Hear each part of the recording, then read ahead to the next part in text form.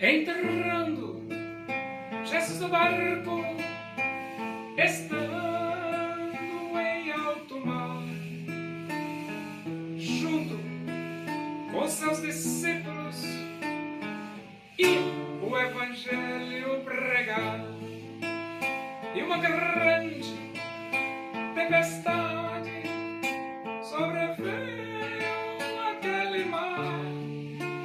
Seus discípulos, com grande medo, se puseram a clamar: salva-nos,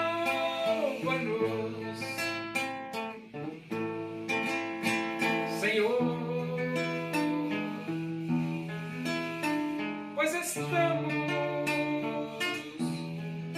a perecer.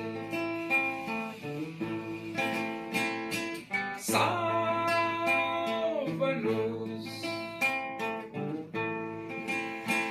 Senhor, pois estamos a perecer. Jesus atendeu a súplica e repreendeu o mar, fez grande bonança, levando todos a se admirar. Os discípulos, sobressaltados, chegaram a perguntar: quem é este que com grande autoridade faz parar o vento e o mar?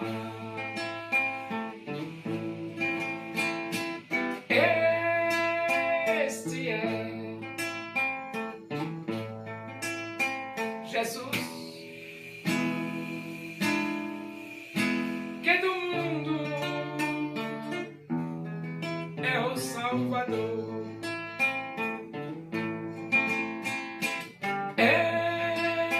Este é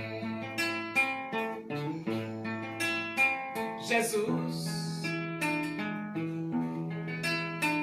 que do mundo é o Salvador.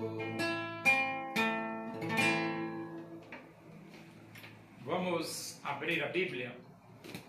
Primeira Epístola de Paulo aos Coríntios, capítulo 16. Vamos ler do versículo 1 até o versículo 4. Diz assim as Escrituras Sagradas, a Palavra de Deus. Quanto à coleta para os santos, fazei vós também como ordenei às igrejas da Galácia.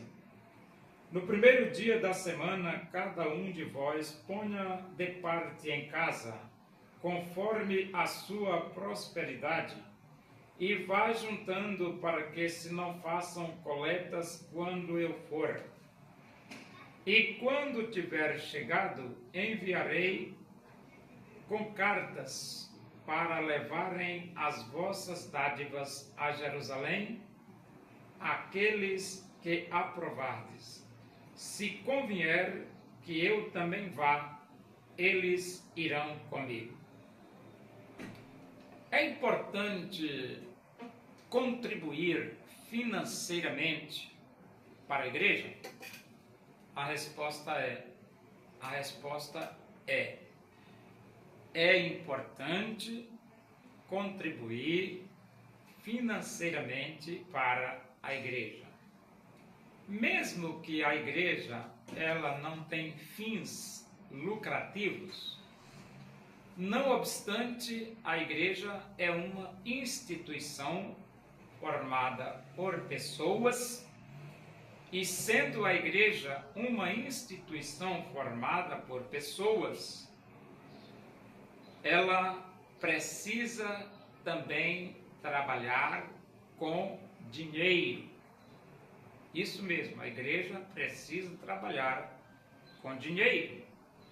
A igreja ela está inserida em um contexto social.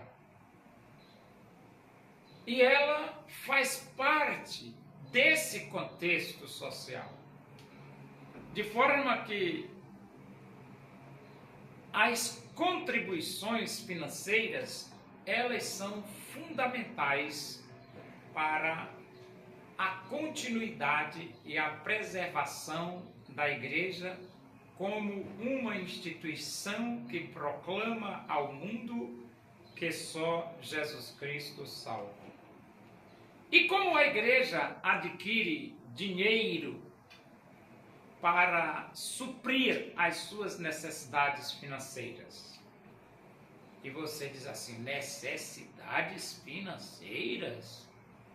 E a igreja tem necessidades financeiras? Tem. Por que tem? Porque a igreja, ela tem que sustentar o pastor, financeiramente falando. O pastor come, bebe, o pastor mora em uma casa, o pastor toma banho, o pastor veste roupa, o pastor toma remédio, o pastor calça um sapato. E o pastor tem família, o pastor tem filhos. Tudo isso precisa ser sustentado com dinheiro. O pastor vai ao supermercado fazer compras. O pastor viaja, paga passagens. O pastor tem a sua vida normal. E é a igreja que tem que sustentar o pastor? É a igreja. Porque a Bíblia diz, digno é o trabalhador do seu salário. E a Bíblia diz que são considerados dignos de dobrados salários os presbíteros que presidem bem, e especialmente os que se afadigam na palavra e no ensino. Então, pastor, a igreja, ela tem que ter essa consciência de não somente dar um salário para o pastor, mas dar um ótimo salário, um bom salário, um salário dobrado para o seu pastor. E ele diz aqui, quanto à coleta para os santos, fazei vós também como ordenei às igrejas da Galácia. Agora, não é só o pastor que recebe sustento financeiro da igreja. O zelador também recebe. Os zeladores também recebem.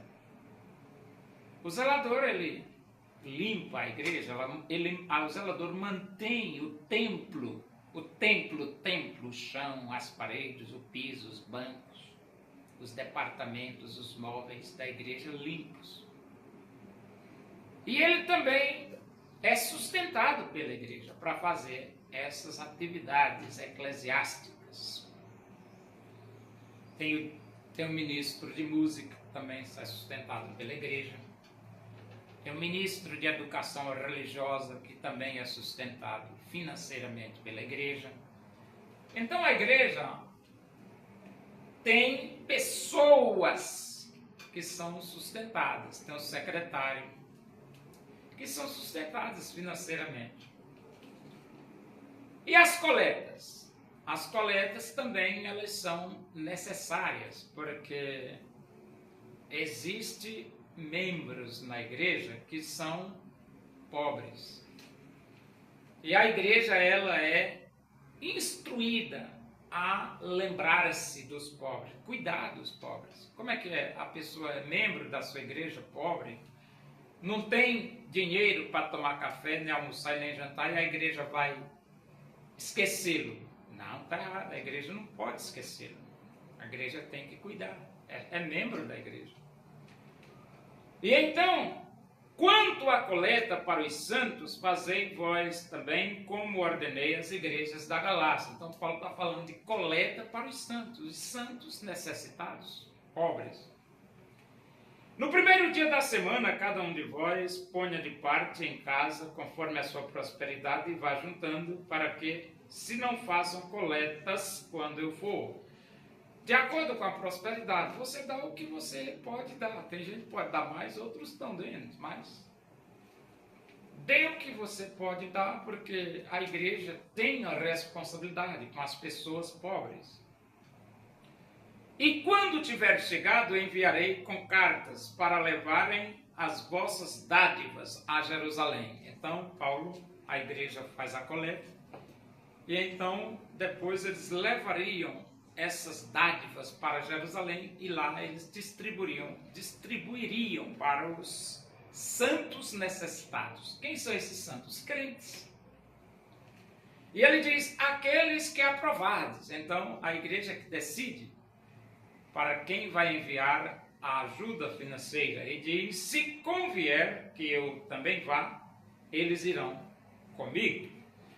Só que a igreja, além da coleta, ela tem os dízimos, tem as ofertas, e através dos dízimos de cada membro da igreja é onde a igreja tem as suas finanças para manutenção do trabalho financeiro, para suprir as necessidades financeiras da igreja. Se você é membro da igreja, seja dizimista. Se você é membro da igreja, entregue o seu dízimo. Se você é membro da igreja, entregue a sua oferta. Ajude a igreja com os seus dízimos e as suas ofertas.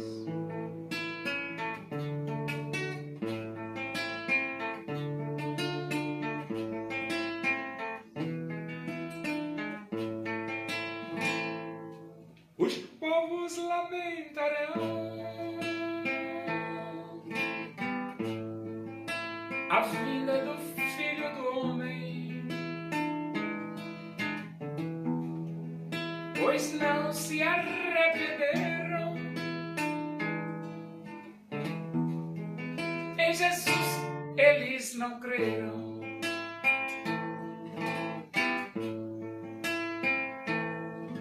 Assim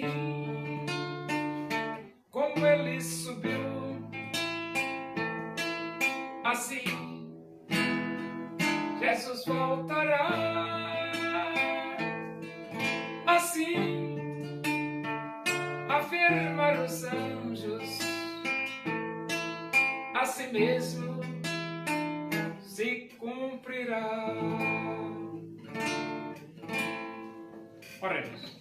Agradecemos a Deus por esse momento, a tua presença e que o amor de Deus, a graça do nosso Senhor Jesus Cristo, a comunhão e a consolação do Espírito de Deus sejam todos nós aqui, com todo o teu povo em toda a face da terra, hoje e para sempre. Amém. Boa tarde, que Deus vos abençoe.